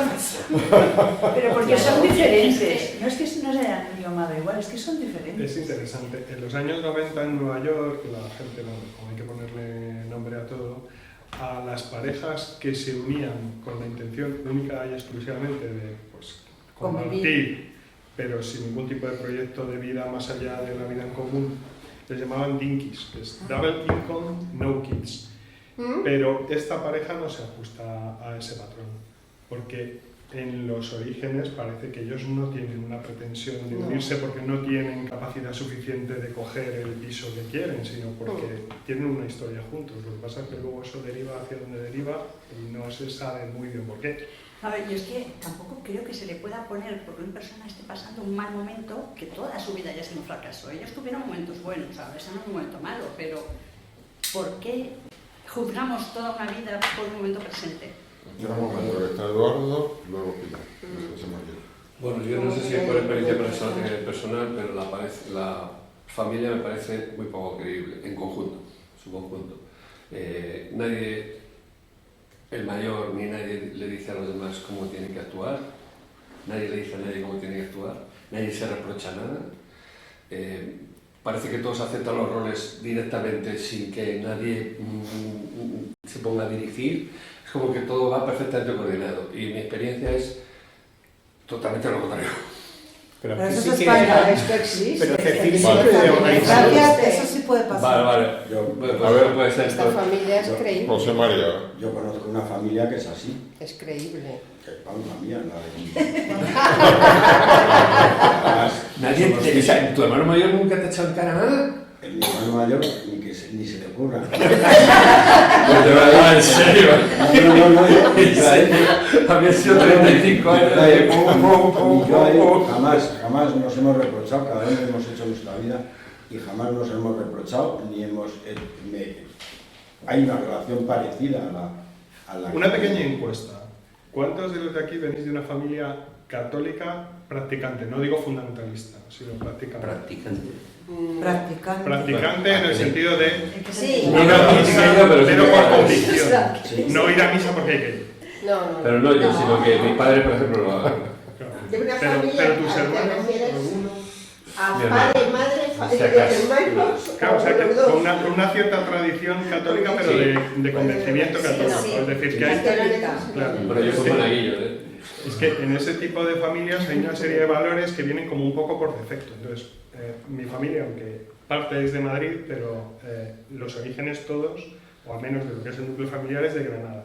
Y entonces hay una tradición allí familiar muy relacionada pues, con los ritos católicos, con las devociones a vírgenes, etcétera, etcétera. Y eso de alguna manera pues, se permea un poco en la manera de tratarse los unos a los otros. No significa eso que en esta familia no haya habido movidas, no haya habido divorcios, no haya habido alguien que ha salido del armario, pues son 8 hermanos mi padre y bueno, somos casi 100 en la familia, pero sin embargo esto de, por ejemplo, Cecilia, yo lo veo muy claro en primas mías, que son así de dedicadas, alguna de ellas trabaja en asistencia de personas en instituciones que están muy mal y yo no sé cómo mantienen el sentido del humor y la esperanza. O sea que yo creo que eso sí que es creíble, pero depende también de lo que tengas un poco en la mochila. Pero los divorcios, No, el los tema divorcios es- es una cosa muy familiar, ¿no? Los divorcios es una cosa muy familiar, porque Sí. sí, aumentan las familias, se hacen más grandes.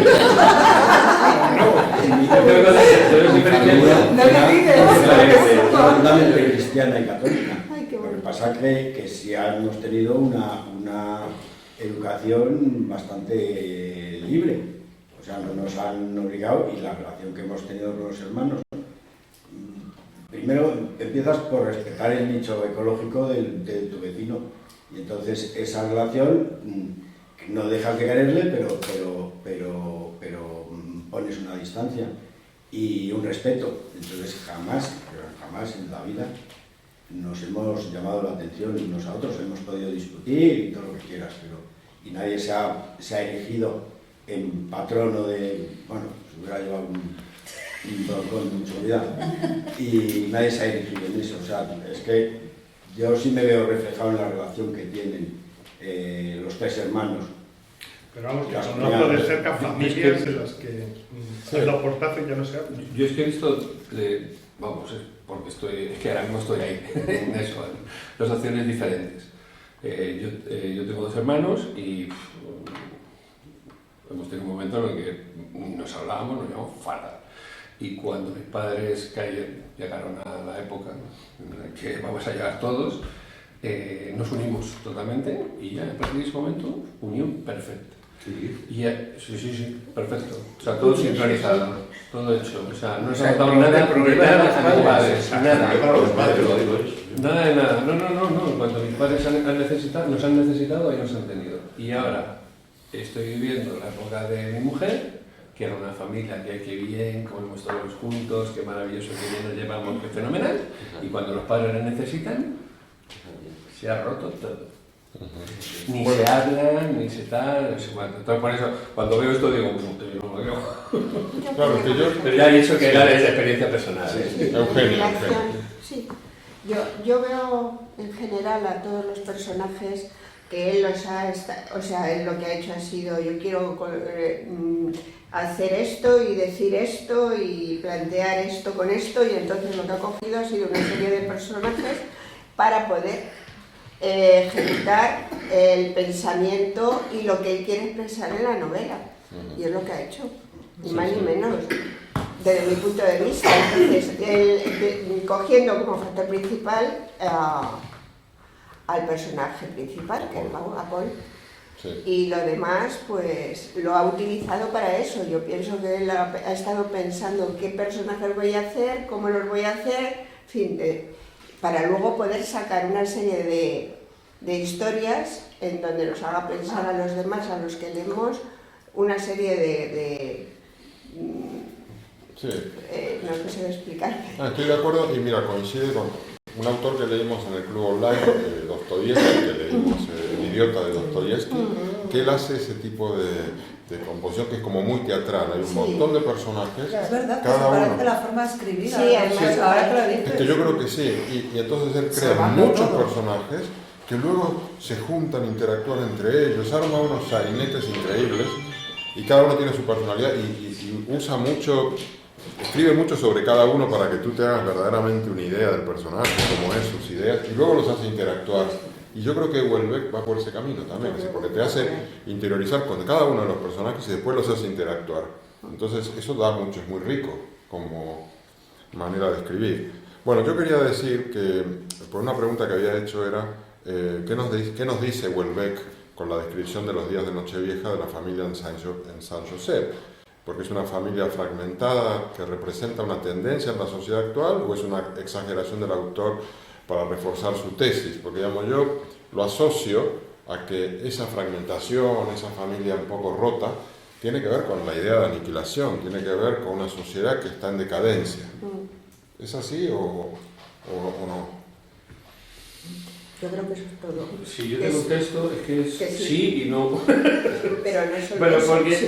Pero por experiencia propia, pero yo creo que sí que está en decadencia. Yo creo que él no lo plantea, porque no coge a una familia y la deconstruye, o la separa, o la rompe, de todo lo contrario. No lo hace.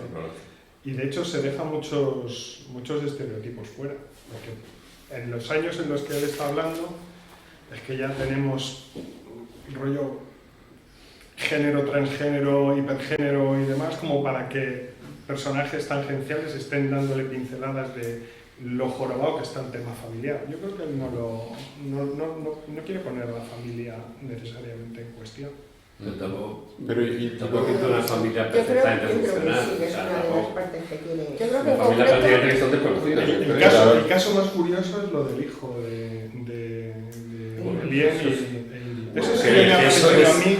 Es que eso es una parte, o sea, como es una cosa que parece que alguien se le ha ido la olla a la pinza, o que ha querido manifestar algo, como él mismo dice, pues lo tratas como la excepción. Es que es otro ejemplo de familia totalmente disfuncional. Eso es una cosa que no hay por dónde cogerlo.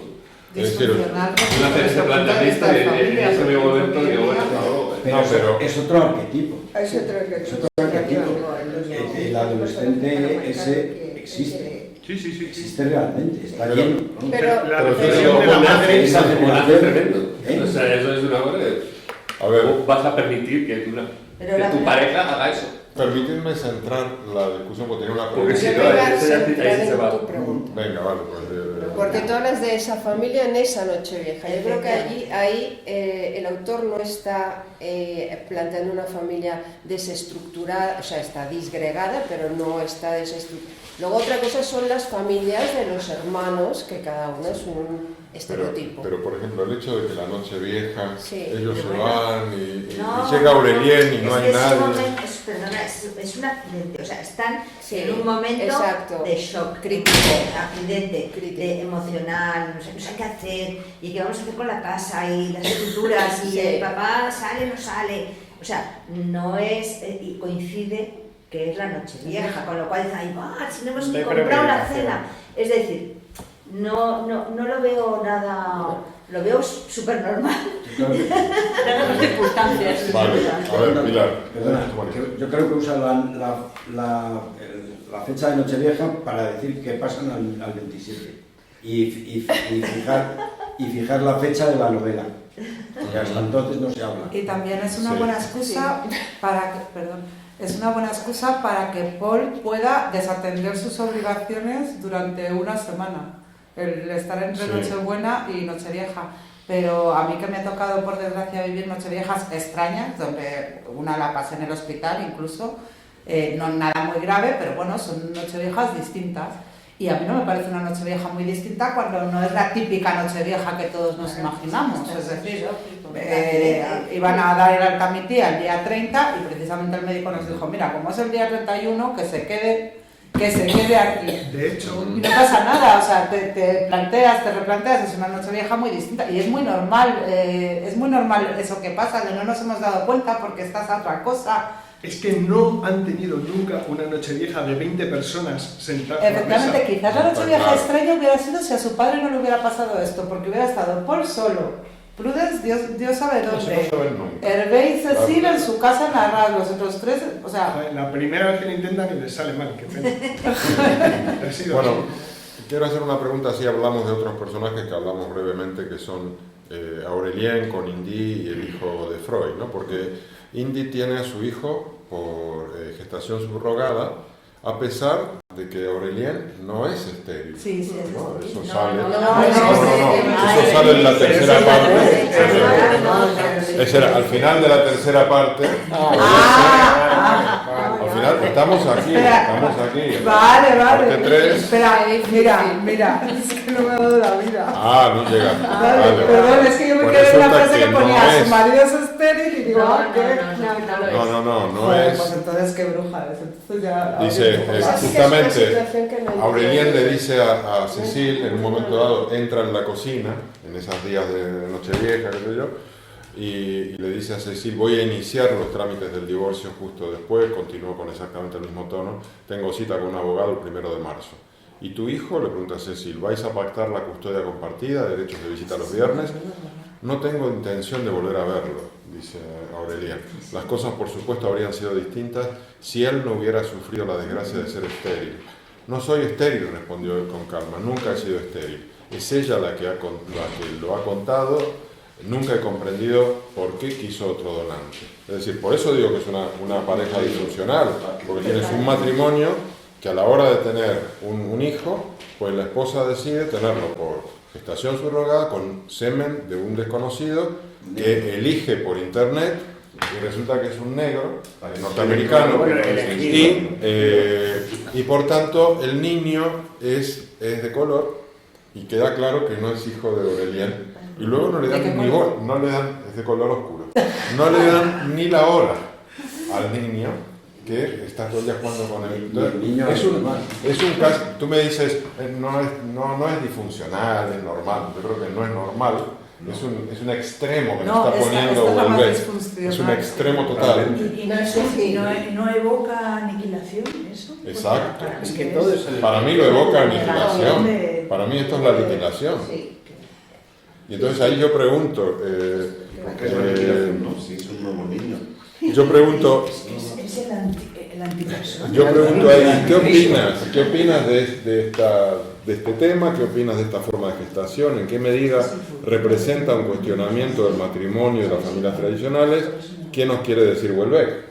Es decir, esto es parte de la decadencia de las sociedades en las que estamos. Por ahí, intentando ser políticamente correcto, me gustaría decir, no, es bueno que podamos escoger, no sé qué, pero yo empiezo a estar de acuerdo con Houellebecq. Es una moralina. No, los matrimonios sin amor no van a... ¿Y es decadencia? ¿Es decadencia? ¿Esos cambios son decadencia? Y en la medida que seamos infelices, sí. Bueno, sí, pero... Porque fíjate, Aurélien y Indy son infelices y el hijo también. Bien, pero a lo mejor eran infelices anteriormente con las familias tradicionales que no han dado infelicidad. Claro, bien. Sujetos con problemas. También. Con un granoto enorme. A ver, a nivel biológico es una barbaridad. Es una barbaridad natural. Y es que iba a decirlo, me dejó tan descolocado que ahí sí que... Ah, bueno, eso sí. Lo que ella Que dice. a esta loca se le ocurra irse a Canadá a buscar semen de alguien. Bueno, que no se parezca a tu pareja, para que no darle tenga que ver con tu pareja. al su marido. Pero ni siquiera se sabe, por qué lo hace. Yo creo que el marido está en su negro de otra persona que no es mi marido y que se Hay una frase que dice que su hijo, a ver si la encuentro, dice su hijo era un anuncio publicitario. Exacto, Ella sí, era sí, antirracista, súper abierta, no sé qué. Su hijo es un anuncio publicitario. Y no servía que fuera de Aurelien, no servía, eso era demasiado poco publicitario. Yo lo que tengo claro es que Aurelien es un santo, porque esperar 15 años o 20 para divorciarse, madre mía. Pero bueno, el dato que da de ese episodio que tuvo de pequeño, que le hicieron un bullying espantoso, es una cosa horrible, pobre Aurelien, te hace sentir que la pobre es una víctima, es un tipo que es una víctima y ahora es víctima de su esposa, fue víctima de sus compañeros de colegio, es víctima de la sociedad, es víctima de todo. También el trato de los padres. El padre fatal. No, el padre y la madre se desentendió de la madre. Bueno, la empezó madre con la escultura. Una de las cosas que dice es que nadie la tenía más su hermana. O sea, su hermana un poco hasta que se marchó. No, y además hay unas reflexiones de Paul, más al principio, en la cual también tienen como un desprecio hacia Aurelien. Sí, como él dice que como por un animal doméstico. Es decir, que todos lo despreciaban. Pero una vez más, quizás sea otro arquetipo, el arquetipo del maltratado, el arquetipo de la falta de autoestima, cómo eso evoluciona desde el niño que le hacen bullying al hombre sin carácter para plantarse, se casa con una persona que le maneja, que le lleva... es decir, no deja de ser otro arquetipo. Está claro, y el padre... O sea, excesivo incluso, te quiero decir, hasta el límite de que tienen un hijo que no es suyo y con los rollos. O sea que, no sé, poco demasiado arquetipo, ¿no? Sí, es verdad. Pero y no somos todos un poco arquetipos. Pues creo que no. Cada uno es llevamos ese arquetipo. Patada. Somos muchísimo más complicados. ¿Qué va? No, yo no estoy de acuerdo con eso. Hombre, a todos nos puedes sacar una serie de características que mira, pero no. Yo creo que hay miles de matices que aquí no aparecen en estos personajes. Los habrá, pero no nos los ha contado. Claro, o sea, aquí de alguna manera, se centran en lo arquetípico. Sí. A ver, otro gran tema que me gustaría tocar hoy. Me deja tan descolocado lo de que cuando él dice que él no es estéril. Y ahora mismo no recuerdo a quién se lo cuenta. A su hermana. A la hermana Cecilia. A la hermana, pero la hermana tampoco pone el grito en el cielo. Se echan a llorar. Se echan a llorar abrazados. Lo he leído demasiado rápido. Una muestra de afecto. Pero es verdad que en ese momento me deja tan descolocado que lo que ella dice muestra la aniquilación. Ahí sí que es decir, madre mía, cómo se puede caer hasta abajo. O sea, que se te haya aceptado eso. Sí. Vamos, es que no se me ocurre nadie que pudiese aceptar eso. Pero yo creo que eso va por ahí, no tiene que aceptar o no aceptar nada, es una elección de ella, lo que tenía que haber hecho es irse, lo que tenía que hacer es irse sin nada. Y bueno, sí, que efectivamente ahí lo que ella dice es que... Es una relación súper tóxica y lo grave es que eso existe. Y la personalidad de Indy es espantosa y esas personas existen también. Yo no conozco ninguna que bien. De verdad, como esta señora no la conozco. Yo lo del hijo negro no. a mí me resulta curiosa porque es un contrapunto. Así, en el País Vasco, cuando estuve. Como esta, como él. Había un marinero que se fue y volvió al cabo de un año así y había tenido un hijo negro. Y entonces le dijo a la Maitechu, pero ¿cómo es esto? Y tal, pero este niño, sí, es tuyo, pero ¿cómo si es mío si es negro? Dice, lo que pasa es que como yo no tenía leche, pues le di de mamar con una matrona Negra. negra, y de tanto darle y tal, pues se puso Se negro. puso negro. Entonces al hablar con su madre, el Joséchu, dice, oye, mamá, mira lo que dice, ¿tú crees que esto es posible? Sí, seguro. De hecho, cuando yo te tuve a ti, pues también no tenía leche, y venga a darte leche de la vaca y de la vaca y de la vaca, y de esos son los cuernos de casa. ¡Ay, qué bueno! Muy bueno. Oye, pues, ya que estamos hablando de las mujeres de la historia, pues yo tenía una pregunta para saber, o preguntaros, ¿qué papel juegan las mujeres en la historia? Porque para mí, por ejemplo, Indy es un contrapunto con el resto de mujeres que demuestran más sensibilidad y de repente esta es una especie de arpía, de personaje odioso, ¿no? Pero, ¿qué sería de Edouard sin Madeleine? ¿Qué sería de Paul sin Prudence? ¿Qué sería de Hervé sin Cécile? ¿O qué sería de Aurélien sin Indy? ¿De Bruno sin su esposa? ¿Qué papel juegan las mujeres en la historia? Porque también es Houellebecq acusado de ser un misógino. Pues sí. Sin embargo, en esta historia pareciera que está dando un giro. Blanca. No estoy nada de acuerdo, no ha dado ningún giro. Todas las mujeres que aparecen son mediocres, buenecitas. Bueno, Prudence no es mediocre.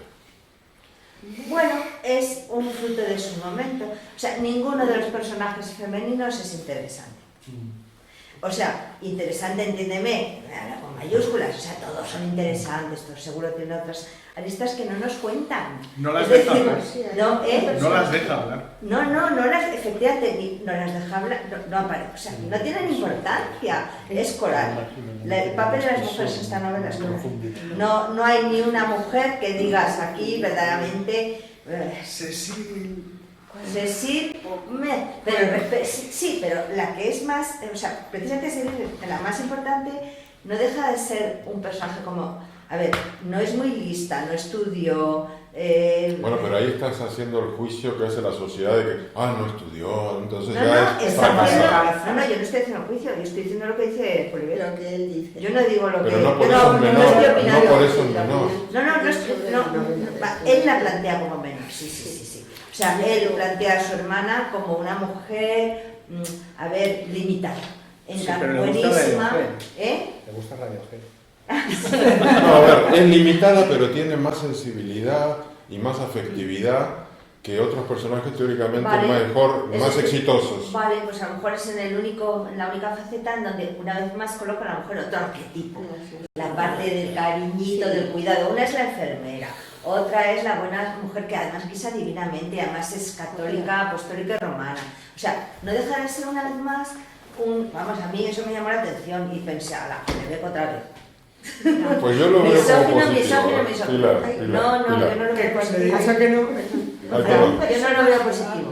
Hay un personaje, ya estaba con fiebre cuando estaba leyendo en ese momento, tenía una gripe, y no sé si es femenino o es masculino, el que prepara el tema de las elecciones con él es una mujer. Roxane, es una mujer. Las coaches son... Solène Signal y Roxane son mujeres. Pero ojo, ese papel de las coaches también es tiene ahí su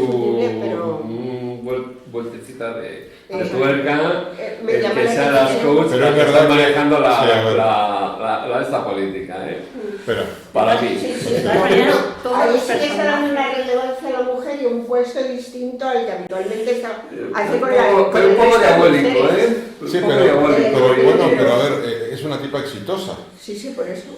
Ahora, no tiene parte... ¿Por qué diabólica? Porque la mujer tiene que ser bonita y tal. No, esta tía es dura, es agresiva, sabe lo que quiere y va a hacer que Bruno gane las elecciones.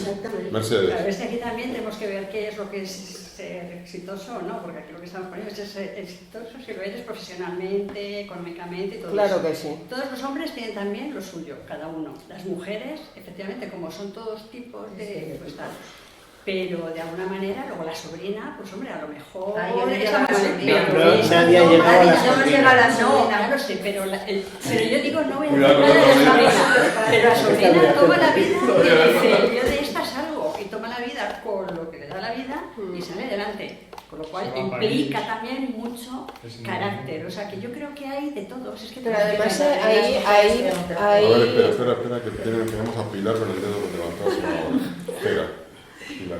Quería explicar cuando he dicho que es la novela, o sea, que no es misógina. Es que en todas las novelas de Julio Beck, las mujeres tienen el papel de las dos prostitutas de Addis Abeba. O sea, son simples elementos que están De adorno. de adorno no, para satisfacción sexual de sus protagonistas. Aquí las mujeres tienen un papel, que eso ya es, hay mujeres y piensan y sirven para algo más que para follar, por Dios. O sea, eso Julio Beck es extraordinario. Aparte de eso, para mí, si hay un personaje que ha triunfado realmente en este libro, que digo, estamos en torno a los 50, tal, que la gente tiene esos flashbacks, echa la vida atrás y dice ya no va a haber grandes cambios, es Cecil.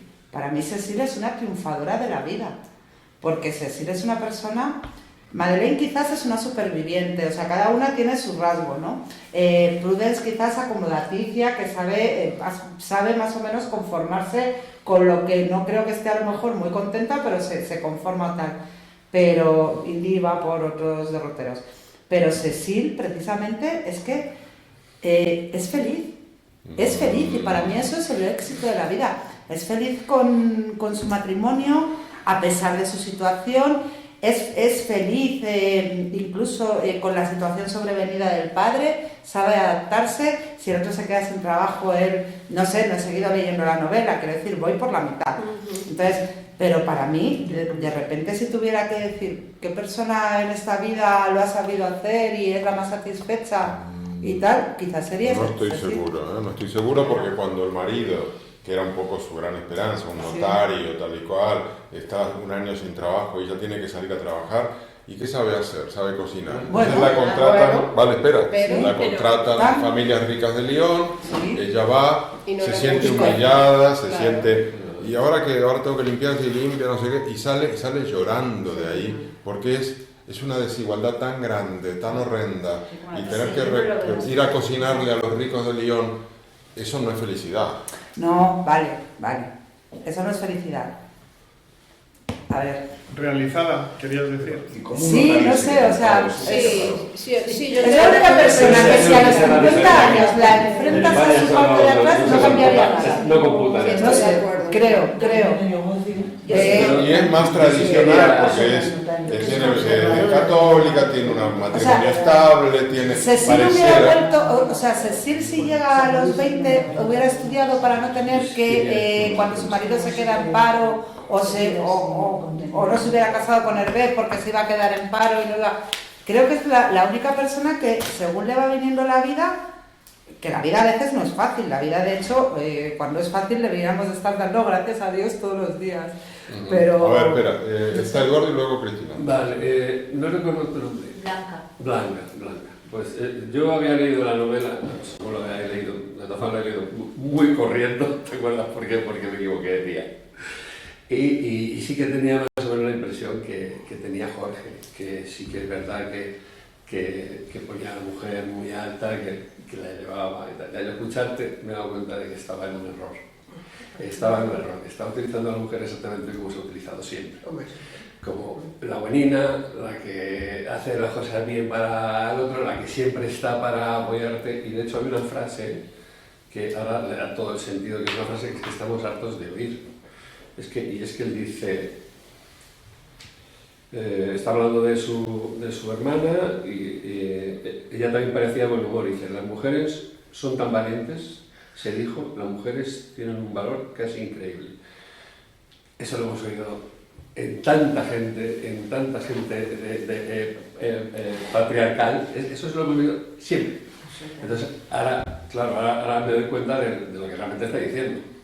O sea, la mujer es la buena, la que va a estar ahí, la que va a luchar por todo, la que va a aguantar, la que va a tal, y punto. Son arquetipos. Sí, pero fíjate que... Entonces me has hecho darle un giro nuevamente a, sí, pero a cómo veía la si mujer. me permitís, Madeleine es la única que está cuidando a Eduard y se queda la noche vieja a cuidarlo en el hospital y está absolutamente entregada a su amor en su momento que está en coma, que está, eso es algo que ningún otro personaje hace. Ahí está diciendo algo Houellebecq. Pues está diciendo que el personaje importante, perdón, Que si fuese al revés hubiese ido con una de 20 ya y lo hubiese dejado. La que da, permíteme, la que da pasos de aproximación en la pareja entre Paul y Prudence es Prudence, no es Paul. Paul es una especie de bolsa de patata que está ahí pensando que es un fracasado, pero la que da pasos para volver a construir una relación es la mujer. La que sale a trabajar y se remanga y se pone a cocinar para sostener a Hervé, que está en paro y que es un notario, tal y cual, es Cécile y es una cocinera, es decir, es una persona humilde en ese sentido, sin una formación. Nos está diciendo muchas cosas de mujeres que están sosteniendo situaciones y que están saliendo sin tanta arrogancia, y a mí me parece un mensaje interesante y no me parece que sea el estereotipo de la mujer, no sé qué, no, nos está diciendo algo. Y yo creo que también Houellebecq, que ha encontrado una pareja y está viviendo él en lo personal una relación de amor, pues se traduce también en esta historia. eso dicen, yo lo he leído también, pero estoy absolutamente en desacuerdo. A mí me parece un mensaje patriarcal. Totalmente. Una vez más, el papel de la mujer. Ahora sí, estaba de acuerdo con él, pero... Intentando evitar generalizaciones que no siempre son exactas, ¿no?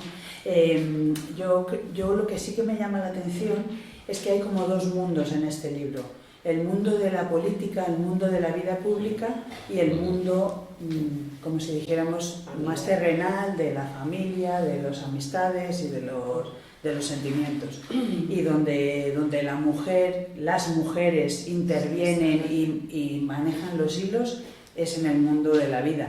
Y en el mundo de la política, las únicas mujeres que aparecen son como ayudantas, ¿no? Las preparadoras, la que prepara la que prepara tiene un papel central. Un papel importante, Bueno, menos Marie Le Pen, todo lo demás son mujeres que están satélites de hombres que son los que ejercen la política. Pero la ejercen gracias a ellos, es decir, ellas tienen un papel radical. Pero de alguna manera manera las mujeres que vienen bueno, así, precisamente yo creo que hasta de alguna manera las minimiza, ridiculiza un poquito, porque van de superpoderosas y luego por terminar un poquito, sabes que no Hombre, yo creo que influye, de hecho ahí me parece un poco parodia de cómo influye. Vamos a dejar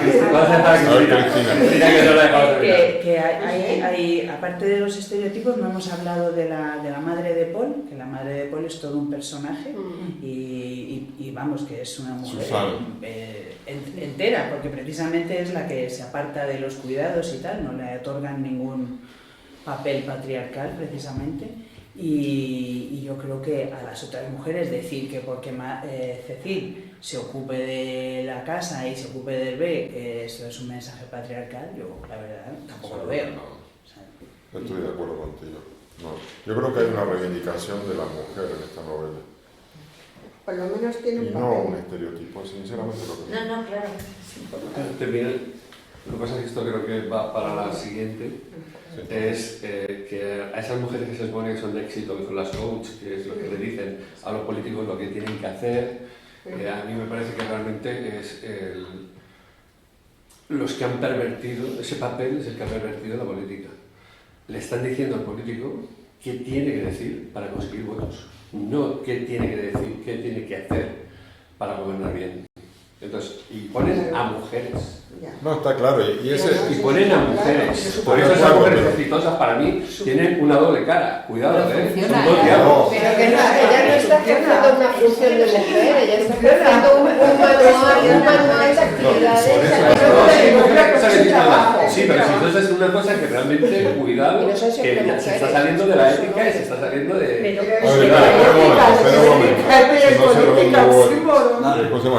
Es cambio de tercio. ¿Qué os parecen los microcuentos que son los sueños de este muchacho? Un tormento. ¿Eh? Un tormento. Sí, son pero pequeñas pesadillas. Sí. Pero no dejan de ser un pequeño relato muy divertido y aislado.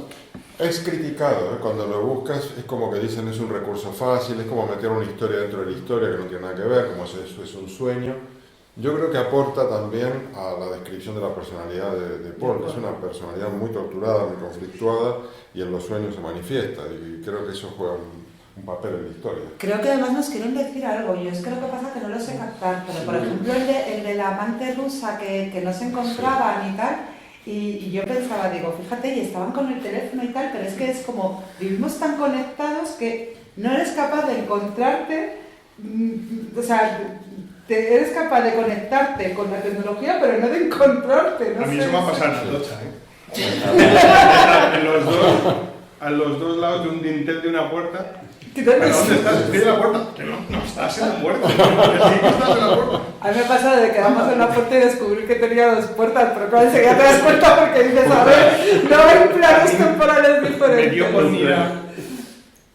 Si quería decir algo más rebuscado, onírico, resulta que Paul es cáncer, pero no tiene los atributos típicos de astrología de un cáncer, que es alguien que coge una cosa y le cuesta soltarla, además es alguien que suelta y se va y no parece que tenga apegos. ¿Quién es cáncer?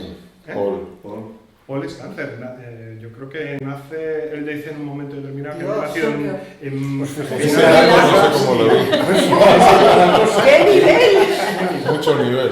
Al final es en junio. Bueno, a ver, un segundo, nos quedan 5 minutos.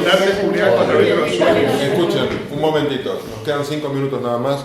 Me gustaría a los que no han leído la segunda mitad, los que la hayan leído, que se abstengan, los que no la han leído, ¿cómo se imaginan que continuará la historia? Hombre, llamados aniquilación. No suelo jugar ese juego. Vale, nunca me ha pasado con un libro. Me meto en él y que me lleve. Pues espero que se descubra quién manda, quién hace los atentados. A mí es lo que más me interesa. Es decir, que Paul, Prudencia,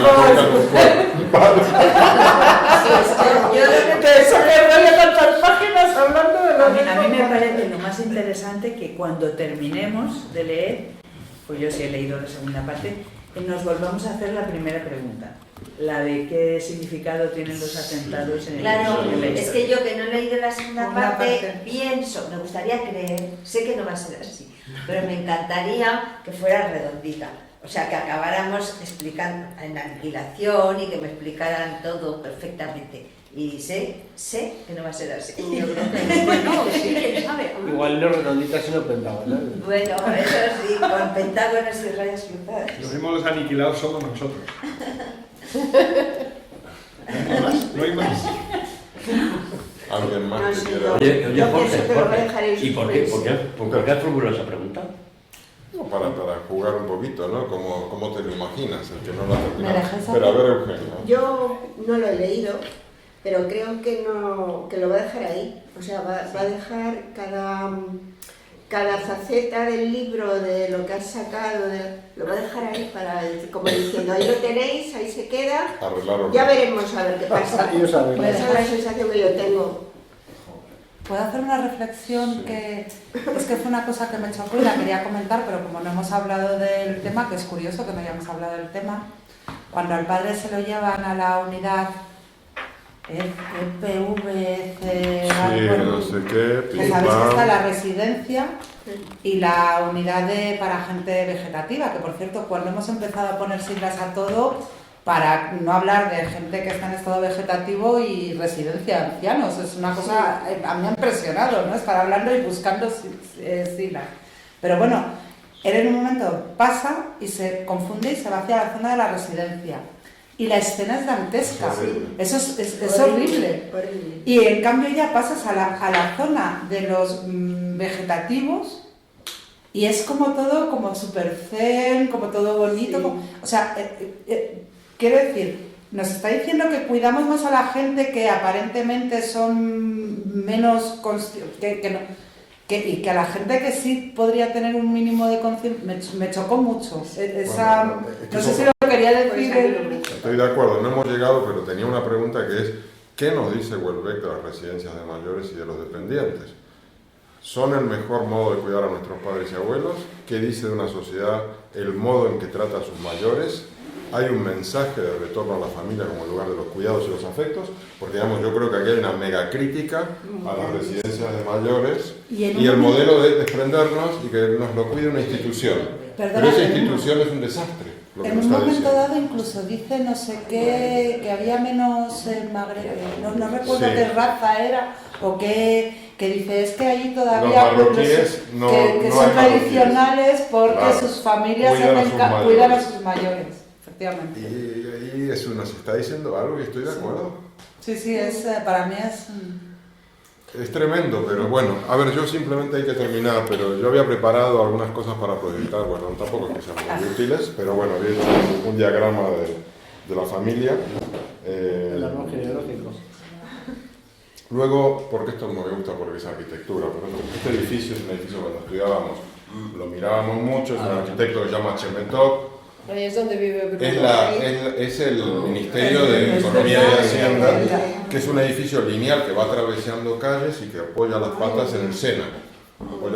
Es muy bestia, es de la época de Mitterrand, que era todo arquitectura grandiosa, ¿no? De gestos, que él las critica a tope, porque él hace bastante crítica a la arquitectura moderna, como que es un gesto grandilocuente de aquí estoy yo. Pero él valora la arquitectura antigua tradicional del pueblo, donde van a andar en coche, tiene varias cosas. Bastante crítica de Mitterrand. Sí, también. Y luego, bueno, el Parque de Bercy, que está al lado del Ministerio de Economía y Hacienda, que es un parque fantástico frente al Sena, que es por donde él camina, a un momento se queda dormido, va caminando por aquí, su dúplex mira al parque. Qué bonito. El parque está buenísimo, este parque. Y bueno, y esto es el Beaujolais, la zona de la foto del parque la sacaron el único día que no llovía en París, ¿no? A mí cada vez que sale en París bueno, sin llover, simplemente para ver, también había buscado, bueno, hasta ahí llegué, no hay más, pero digamos, para la próxima buscaré más cosas, quería buscar de dónde viene Hervé. No, a mí la casa de campo me encanta.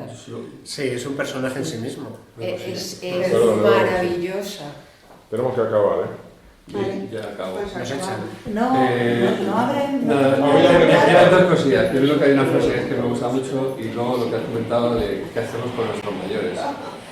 Lo de qué hacemos con nuestros mayores, usaría una frase que dicen que es de Churchill, aunque bueno, como ya dicen tantas que son de Churchill, pues vete a saber que él lo dice del capitalismo. Dice, el capitalismo es la peor manera de gobernar, dice, salvo todas las demás que ya hemos probado.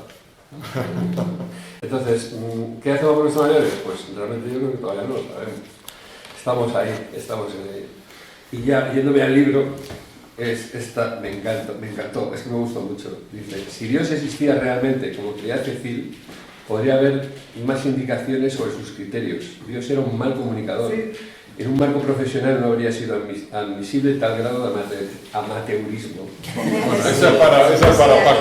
Me recuerdo a Woody Allen hablando con su madre y sus hermanas explicándole por qué se iba a cambiar primero de judío a cristiano y luego hablando con el judío diciendo que se cambia de cristiano a budista. Oye, pues muchas gracias. Gracias.